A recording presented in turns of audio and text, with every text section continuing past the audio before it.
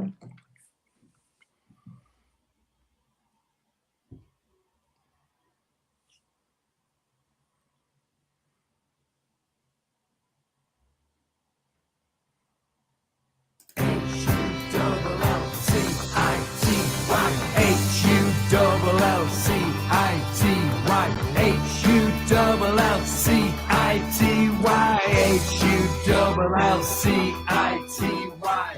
That's all we need. Hello and welcome to another edition of the Tigers Down Under. I'm your host Alex, and with me I have Logan. How are you, Logan? Evening, Alex. Yeah, mate, doing pretty well. It's a lot of football to be watched at the moment, which is nice. And I guess back to being in the thick of it with multiple games in a week, which is always good. Yeah, that's it. Their games are coming thick and fast now. At this other side of the international break, it was nice and early game in the weekend for us on the Friday night, Saturday morning our time. So we've got a nice and early episode this week. In anticipation of that Leeds clash Thursday morning, our time to come. We'll get to that in a second, but we'll chat Coventry first of all. So there was only the one change to the lineup with Traore out for Philogene. I think we sort of talked last week, Brad and myself, on the fact that was potentially the most likely change. I mean, we were sort of talking about it because Traore's form hadn't been great, but it turns out he had malaria, which is a pretty wild experience over the international break for him. But I thought it was a pretty strong starting 11. Oh, it certainly was, and I know probably speak for many people in saying it's really nice to see the selection headache that Rosenior has. I mean, often we hear it talked about by him in press conferences, but he talks about developing this squad and having competition for all places. And I think that the weekend was a really good example of, the situation that we find ourselves in now, where you genuinely do have depth where, although you can somewhat predict the team, but there is, a lot more possibilities for chopping and changing and being able to adjust if anything significant happens. So it's a very promising time period, and it's really exciting to see what people have to do to get their spot in the team. Yeah, and I'm sort of scratching my head about what we do when Tufan's fit, because I don't really know. I mean, look, potentially maybe he fits in for Twine, who I thought. Well, we'll talk the game itself. I thought Twine didn't have his best game. I thought he sort of hit the ground running in his first couple of appearances for us, but against Leicester and then against Coventry, I thought they were sort of quieter displays from him. I sort of thinking, the free kicks that he took that sort of blazed over the bar and things like that wasn't the brightest of displays for him. But as you say, I mean, the depth of option that we now have in attack does mean that, if a player's not firing, we do have the options to change things up. Yeah, and I guess the other thing that I'd probably add to that is it shows that, we love a fast starting season. And, as fans, we like to see a yardstick of where we're at and start making all these, bold predictions about whether we're a playoff team or, what the possibilities might be. But it's a kind of stark reminder for me how long it takes to figure out, the chemistry and the dynamic of what our best 11 is. And I think it's good to kind of have a reality check and realize how long the championship season is. And when it's nice to add new faces into the mix, with that does come a teething process that, fans do have to be kind of, gracious and allow time to gel, because as you mentioned, like the excitement of Twine signing and going, we've got a dead ball specialist, and, we know what he's capable of, has one poor game. And, already we're like, well, at least like two fans there to come back. And it's not that we're being uber critical, but it's just that mindset of going, well, hold on a second. When you see that he's agreed to terms, you get excited, but then we're really quick to chop and change when we want results. So I think that's the challenge for everybody, none less Rosenior, as I said before, working out this team's capabilities and watching them gel together will certainly take time. And I know it's nice to still be picking up points along the way as that gelling process, unfolds in front of our eyes. Yeah, one player who's certainly settling into his, second stint at the club is Aaron Connolly. And on another day, he probably walks away with a hat trick. I mean, he had that chance that he sort of blazed across the goal early on in the piece, and then I think it was just before halftime where he sort of swiveled, and I think he just lost his bearings a bit, to be honest, in terms of, you know, how quickly he sort of snapped that shot off, and it went wide at the post, where on another day that just nestles into the bottom corner. And then, of course, did finally get his goal with, you know, a pretty amazing headed goal just before time to rescue a point, so to speak, for us. Well, look, we've talked previously about it. The fact that he's now scored more goals for City than for any other club in, you know, a fraction of the appearances. There's just something about a black and amber shirt for him, it seems.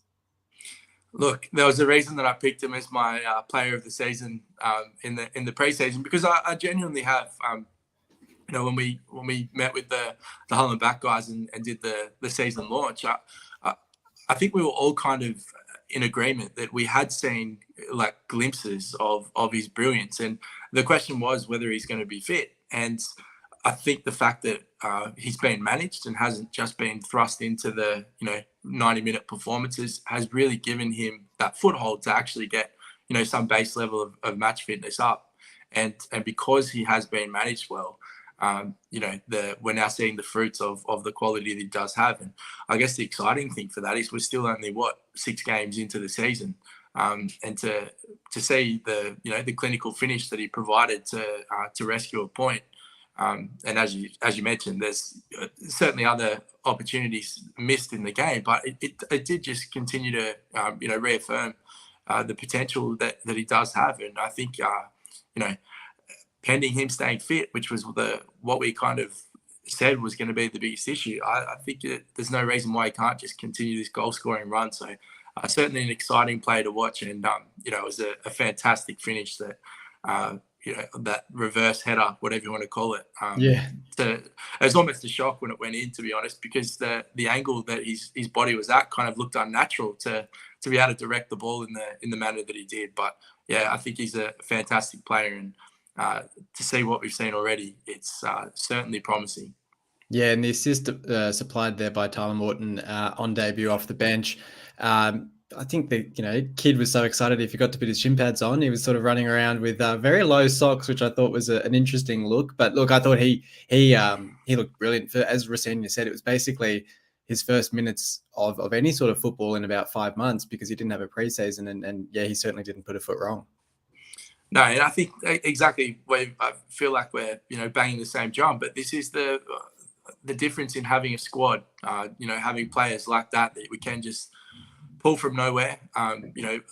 Players that we didn't expect to sign, that the recruitment side of the front office had kind of earmarked them, and we're keeping tabs on them. And look, they arrive, and obviously they've got a plan, and Rosenia has some kind of setup, which again just comes back to what I've kind of been really, thankful for, is the fact that he genuinely seems to be signing players that fit his football philosophy, and not just going out and cherry picking these players because, they have some level of name. And I think that that's kind of what is making us more exciting to watch, is they're really trying to embed something and to get some kind of identity. Yeah, and I thought Philogene as well on debut from the start looked terrific. I thought more so in the second half when he was given a bit of space to run and sort of show his skills and ability. I thought he looked terrific and really stretched Coventry, kept them on the back foot. And I mean, look, it's interesting. We were pretty positive overall in our chat watching the game. And I know a lot of people, or some people who went to the game, were perhaps a little bit more negative in terms of, coming away with a draw rather than the 3 points, and the play in the first half being a lot more possession heavy than perhaps getting forward. And look, Rosenia said it himself that in the first half we weren't on the front foot enough and weren't looking to transition quickly enough going forward. But I thought in that second half in particular, the efforts of that first half sort of bore their fruit, where, Coventry had been passed around so much that they were really out on their feet that second half. And Robbins came out after the game and said similar. And that space allowed players like Philogene into those pockets of space and able to push forward. Like we were playing with the front four for most of that second half, where we were just sort of pressing them back and finally got our rewards shortly before time. Yeah, never really kind of had that feeling that they were, it wasn't end to end. They didn't feel as if they got a foothold in the game. Certainly, that second half wasn't just like somewhat convincing. It was overwhelmingly convincing, super positive play. But, I guess as you mentioned, that's kind of the the philosophy, right? When you hold the ball that much and you're brave with it and string that many passes together, well, players are going to be run off their feet trying to, keep that kind of width and to be able to keep their shape and get across and put some level of pressure on our attack. And when we play with the width and they're able to pass as frequently as we are, it was really nice to see the way Coventry opened up. And I guess another thing that I really noticed was my thoughts on watching the game was I was incredibly critical of the referee. I thought that, I was about to come on to him. Yeah. I thought for 75 minutes, we really weren't getting any kind of reward for running at them and really pulling them apart. And it was like, it almost felt like there was never going to be a card despite some of the, brash challenges that were coming in. And I think the moment they got their first yellow, and I was interested in the crowd's response, it was kind of like thank goodness. Yeah. But finally found them in your pocket. And then I think there was something like 4 or 5 cards, or I don't know if it was that many. I'd have to go back and check. But it felt like every single time we got into that final third that they really did become erratic in their defence, Coventry. We had them unsettled and the cards started to flow. So, again, testament to sticking to that philosophy and moving the ball around and making them chase us. It was really nice to see that kind of chess match and to come home as strongly as we did. Yeah, I'm not generally one to criticize referees, but on this occasion, I think the referee needed to be reminded of the laws of the game when it comes to persistent fouling, and it can work in 2 directions. Either it can be persistent fouling by a single player, or it can be persistent fouling on a single player. And even though there was a number of different Coventry players doing it, the amount of fouls that Twine was picking up in that first half in particular, one of them coming from Binks, who of course then gets carded in the second half for his altercation with Delap, I think it was, should have been sent off the field because he should have had a yellow card in the first half. So very frustrating from the ref. And yeah, as you said, it's almost as if he found the cards in his pocket late in the second half and then dished about 3 or 4 out in a row. But putting that aside, I thought it was a positive display from City, and we'll give our votes in a second. But I thought particularly Jean-Michel Seri really was a standout for me. I mean, he came off after about 60 minutes because he, as Rossini said, I think he had about a 12-hour flight to get back, and obviously we want to keep him fit for the Leeds game midweek. But some of that passing transitions where we're starting to see the way the players can link the play from our defence and get the ball up the field so quickly. I mean, we saw it a bit against Leicester, and we certainly saw it against Coventry as well. And it's one of those things where the more that we're doing it, the more it's actually starting to work, and the players are getting used to it, and it looks great when it comes off. Yeah, I was actually interested to know your thoughts. If we think back to round 1, I know when we travelled to Norwich, and certainly the pressure that we that we had to endure, and the way that they kind of passed around and made us move a lot, really. Do you think it's comparing apples and oranges in the fact that it's a very different game playing at home against Coventry as opposed to playing away at Norwich? But I just think that even in 6 games, like the development that we've been able to see and the bravery on the ball, like the only reason I say that is because as you said in our group chat as we watch the game live, I think that's always the rawest kind of response, right? I think we made the comment that this is probably the best half we've seen. Do you think it's been a monumental jump from round 1, or do you think it was more just the case of the occasion?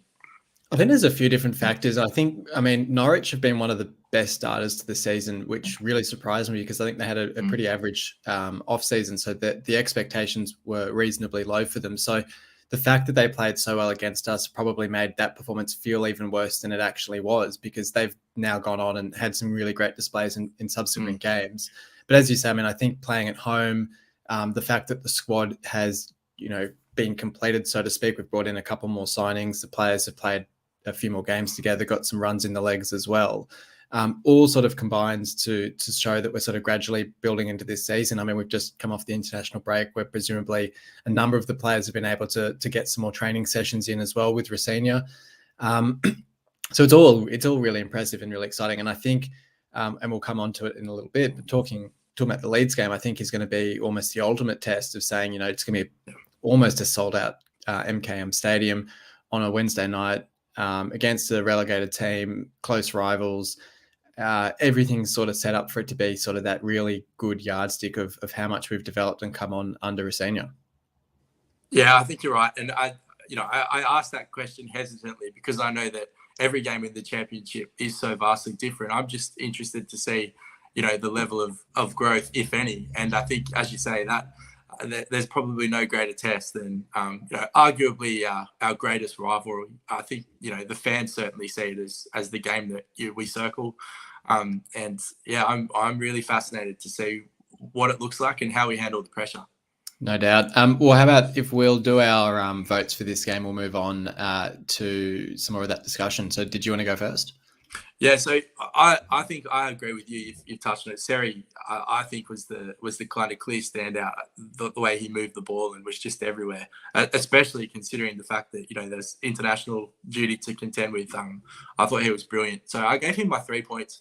I gave Connolly my 2, and I feel like this is definitely swayed because of the miraculous header, and it just was such a kind of critical point of the game. I actually was really impressed by Philogene, but I probably am more inclined to give Delap my 1 point. I thought that he just continued to do what he does and just hassle and pester and just always kind of looks likely. There's something about when Delap's on the ball that it seems to strike some level of fear into opposition defenses, and it seems to either allow him to do something special or create something elsewhere. So Delap was my 1 point. I went for Seri for my 3 votes as well. I thought his all-round game was brilliant, and he seemed at the center of all of our transitions, I suppose, from defense into attack, and really capable where whenever we needed that out ball, it could just sort of bring the ball central to him, and he could then find a great option to keep the ball moving on, which was great to see.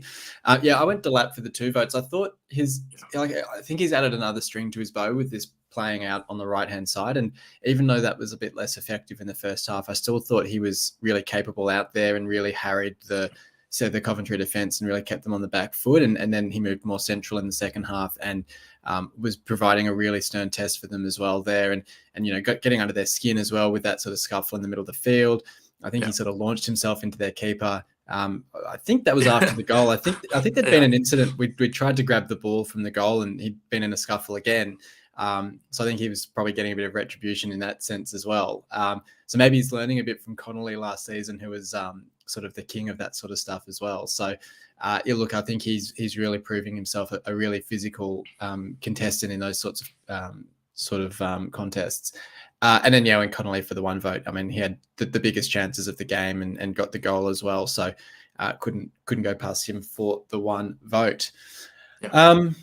Okay, well, let's talk our player of the week then. We're doing our reviews of a different player each week and their spells at City so far. And this week we're looking back on Jacob Greaves' time at City so far. And he's basically a favourite son of the club. Literally, I mean, Mark Greaves, of course, playing over 150 times for City. I'm sort of keeping an eye on that because I think Jacob's going to go past him this season in about 20 appearances. So that'll be a pretty special moment for him when he overtakes his father for City appearances. 135 he's made so far, scoring 4 goals in the process. And I think he was on loan at, I want to say it was Cheltenham in that relegation season for us, and then basically came straight into the team once we were relegated to League One and hasn't really looked back. I think he's only missed probably half a dozen games since his debut for us, which is pretty impressive. But he's been linked away a couple of times now to sort of Premier League clubs or relegated clubs, or I think it was Middlesbrough was the closest to getting him last summer. He signed a new deal to keep him at the club for another 2 or 3 years. But he can play left back, he can play centre back. He's a very versatile defender. He's got a lot of strings to his bow, and he's one of those players that you love to find them and pluck them out of the academy and turn them into a first team player in the way that he has. Oh, absolutely. And, I feel kind of strange or almost guilty talking about him in this light now, given, a lot of the preseason chatter was would he go? And I think at the time we were kind of, whilst we weren't really, inclined to say, oh yeah, definitely cash in on him, because there's Jacob Greaves has incredible potential, and you forget when you said that he's played 135 games. Even that surprised me.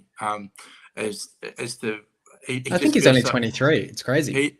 It's all right. He feels so young and feels like, and still feels incredibly new to the club, despite being, such a, I guess, like refined steward of his time. And he's very durable as well. Like, obviously he's played very consistently, hasn't been out for long, but I guess the fact that there was that speculation kind of goes, would it have been the right thing? Wouldn't have not? And then I guess, from what we've seen at the start of this season, he's very quickly just put himself back into the, concrete or consolidated, part of our defence. And as you said, it's the versatility for mine. A player who's, kind of tall, rangy, quick, throws himself around, is physical, and can play, in the centre or out wide. I think is, it says almost everything that you kind of need to say about him. The one criticism that I would have of Jacob Greaves that I think is, this might be a very big and what I say, unfair call, but I don't think I've seen a worse header of the ball as far as goal scoring opportunities for a defender that gets himself up over defenders and in better positions. the amount of seeming sitters that he misses from incredible build up in the box is just remarkable. But I think that's probably the one area of his game that if I had to be critical, I'd love to see him finish a few more of those. It's a great point. It was at the League One season where he just had so many near misses where you just thought his goal's going to come, and he just he'd get in a great spot, he'd get the header, and it would just not go on target. Yeah, I don't know how you would quantify that stat as like clear open headers that you have created and missed. I just think that he is somewhat of an anomaly in that area. So Jacob Greaves, if you're looking for some coaching tips right here, that's the 1% of your game that I'd love to see improve. Yeah, no doubt. Well, hopefully he can bag against Leeds to put that stat right. But we'll talk that Leeds game now. We've got that to look forward to Thursday morning our time. I think it's 4:45, might be 5 a.m. I'd have to double check that. Big clash, of course. As mentioned, I think it's pretty much a sellout at the MKM. So we're looking at sort of 24 to 25,000, which would be. Look, the last time I could think we've had a crowd of that size was, I think it was Chelsea in the FA Cup, that relegation season under McCann. It was basically a sellout. So to get that in the league would be awesome. Leeds, managed by Daniel Farko, who took over in the summer, previously guided Norwich to 2 promotions up to the Premier League. So he's got a few sort of credentials in his locker room. And they've won 3 of their last 5 clashes against us in the league. Of course, we won the most recent, which was the League Cup game when we were in League One, and they were in the Premier League, where we won on something like 16 to 15 on penalties, if you remember that crazy penalty shootout that we had with them. And I think they've won 2 of their last 5 games. They beat Millwall last night 3-0. Jean Perrault, sort of their most potent striker at the moment, bagging 2 goals in that one, but also Rutter, who was a big money signing in the Premier League, who stuck around, also bagged for them. So they've got a lot of potent options up forward. So it's really set up for a really high octane game, to be honest. It could be sort of one of those 4-3 sort of games, really, if we let it. I think both teams will be raring to go and pretty attacking. Yeah, absolutely. And let's not forget as well, I'm pretty sure they're, I don't know if they're the bookies' favourite to get promoted, but they're certainly, up there along with the likes of Leicester, which you would expect from a, recently relegated Premier League team this close in the season. But as you said, they really do have, some serious attacking weapons. And I think they'll probably be disappointed with their start, although I think that that victory last night over Millwall certainly goes a long way to, to giving them a little bit more momentum and helping them feel more positive about what they've done so far.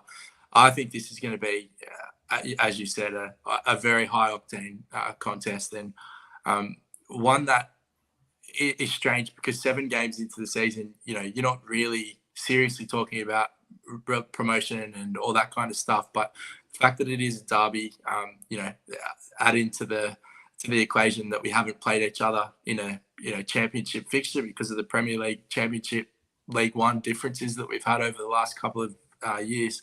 I just think this is going to be an absolute cracker, and I can't wait to see where we're at. it really will be one of those games that will feel like it's kind of a playoff. If I know that probably sounds a little bit, over the top, but it really will have that feel. I think, as you said, with the attendance and ticket sales, it's confirmed already, will very likely be sellout on a Wednesday night. Nonetheless, these are the sort of games that, as fans, you can't help but kind of be overexcited about, despite it being so soon. I'm really, really interested, and I hope that, if nothing else, it's a game that that's a performance we can be proud of. I think we will obviously read into the result, but I really want to see us handle the pressure, which I think is probably our first real pressure test so far.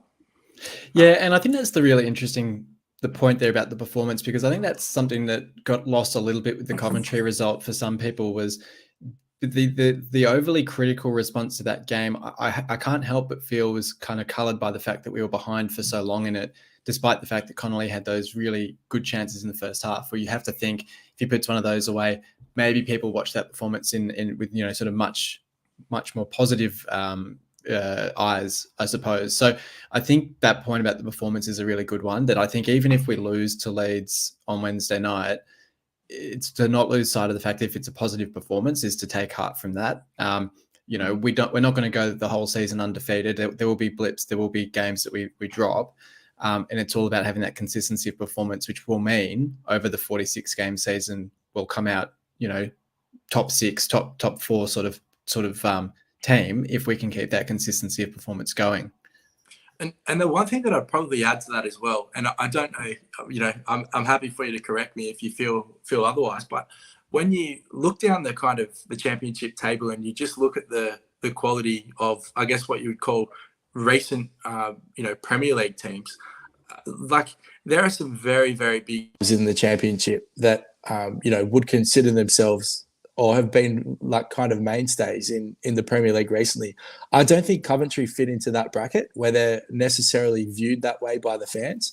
And I think that's probably in many ways kind of to our detriment as fans, because I think Coventry are one of those sneaky championship teams who have really snuck under the radar. And I think they're a quality outfit. I really do think that, they are a huge challenge and can kind of, I know it's the championship where you can topple anyone, but, I would certainly expect them to finish in the top half of the table. And I would not be surprised if, we're talking about Coventry in the playoff positions at the end of the season either. So I know it's just another thought that I had. I think it was Rosenia said, they were a penalty shootout, a penalty kick away from going to the Premier League last season with the way they lost to Luton. So, a quality side.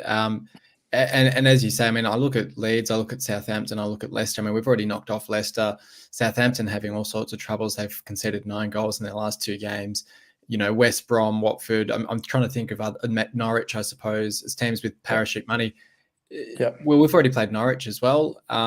There's a case to be made that it's as open a season as we've seen in a while, and there's no reason that we should be looking at this Leeds game as one that we can't take the 3 points from and really keep the run going.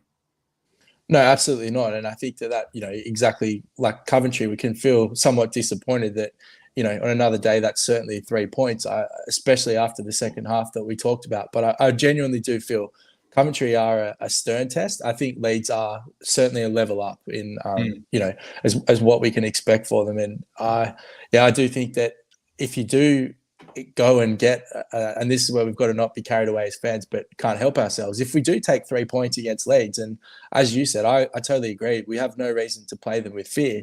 Straight away, you start going, well, hold on a second. We've beat Leicester, we've beaten Leeds. This playing group that we've got, could be an incredibly, an incredibly buoyed playing group if they're able to pick up, 6 points in a few successive weeks against teams of that caliber. So I'm really excited. Yeah, as Cameron says, Leeds are another test in a string of a few tests in a row to prove whether we're legit or not. We've had doubts about the side. We had a few wobbles, but recent performances and Philogene coming in as well really puts that at ease to an extent. And I guess that's the question is, with this lineup for Leeds, would you go with the same 11 as against Coventry? We sort of alluded at the start of the episode where the Twine comes out for a Traore if he's fit, or Tufan if he's fit. So we've got a couple of options to play with, or you keep the same 11 and get that consistency of performance. I think that's you've probably hit the nail on the head as far as the potential positional changes we might see. I'm not sure about Tufan or Traore, but as we mentioned, I wouldn't be surprised if Twine is just given the nod purely based on the fact that it was one, I say like somewhat poor game. I think the kind of the finishing from the dead ball probably made that the most obvious thing that stood out. I don't think he was incredibly poor across the board, other than there was some shots that probably on another day he does much better with. So I'd like to see the confidence stay with him. But certainly, if Traore and Tufan aren't back, there's no reason to get too overzealous and start pulling the pin on him. I'd back him, but that's potentially the area that if there are going to be changes, I think that would be where we'd be likely able to see it. Yeah, and as Cam says, I mean, there's been many games in the past we've gone behind, we'd never get back into it. But if we go down now, we believe we can actually get back into it. I think the stat is actually that we've taken the most points from losing positions in the entire championship. So it shows the spirit this team has, and absolutely right that even if we go behind against the Leeds, it's also critical that the crowd stays with the team, because I think that's a huge factor as well. And it's staying vocal, it's staying supportive of the side, and backing them in, because they've shown on so many occasions now that they can get back into games no matter what the clock and what the nature of the game is. All that being said, what's your prediction for this one?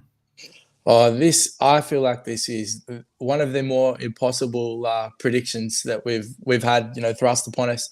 Look, I want to stay confident. I genuinely believe that this is the type of game that the players will be up for, and I think they'll relish the opportunity. So I'm going to say City 2-1, and nice. And if that happens, I will be over the moon. But I feel like the magnitude of confidence that we can kind of generate from this, if we get a result like that, I'd be buzzing. So let's lock in City 2-1.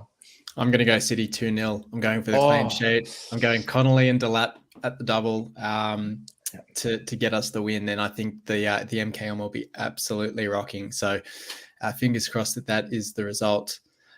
We've also got Stoke Sunday night, 9 p.m. Australian time.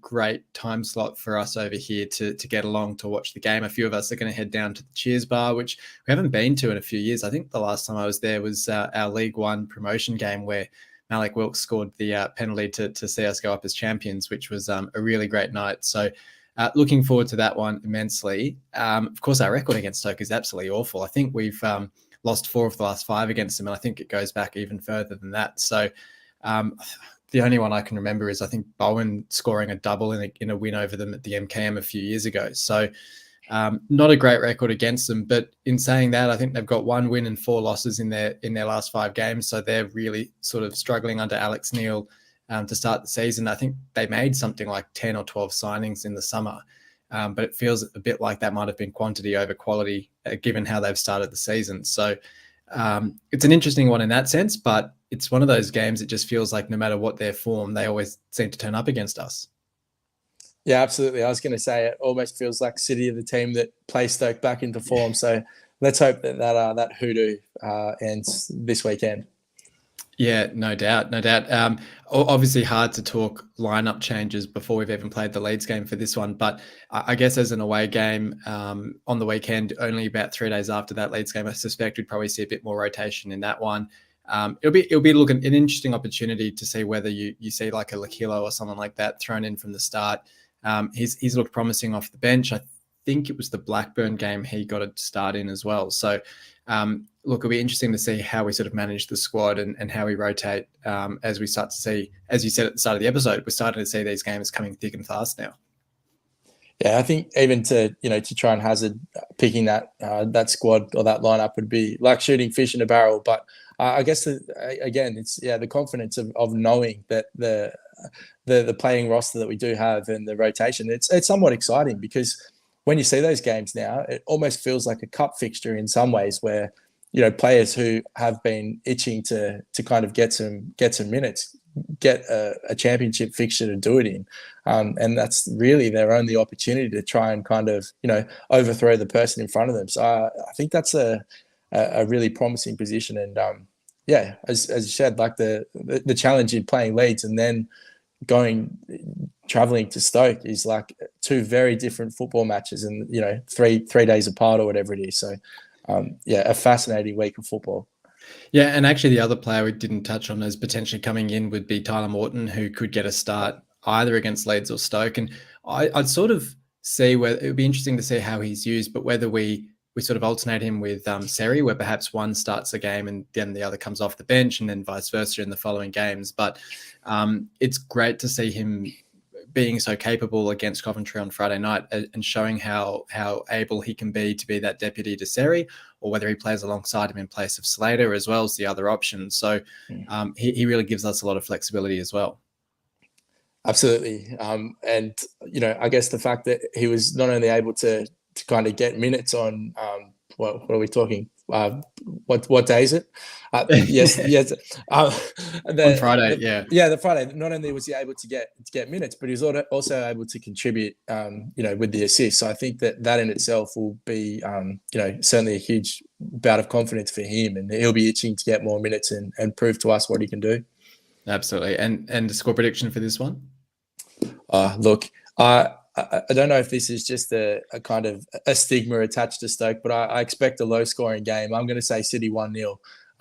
And I guess that if my 2-1 or your 2-0 result against Leeds comes off, then maybe I'd be feeling a little bit more ambitious. But as we sit here on Monday night, I'm going to say 1-0. Yeah, I might go with a 1-1, which seems to be my favourite scoreline prediction this season. I just have a feeling that Stoke are going to come at us and cause us a few issues. But look, if we could take 4 points or even 3 points, I suppose, from these two fixtures, you'd have to be pretty positive about that. And it really sets us up quite well for, we've got a decent run of fixtures after that. I think we play Plymouth and Ipswich in the next couple of games as well. So in two promoted clubs, it's a reasonable opportunity to get a few decent results as well in those ones. But that's looking a bit further ahead into the future. But look, for now at least, thank you for joining me for this one, Logan. No worries at all, Alex. And thanks everyone for tuning in. Hopefully a massive week of football for City, hopefully picking up the 6 points from these two games. And we'll be back to discuss it all this time next week. But until then, come on, City.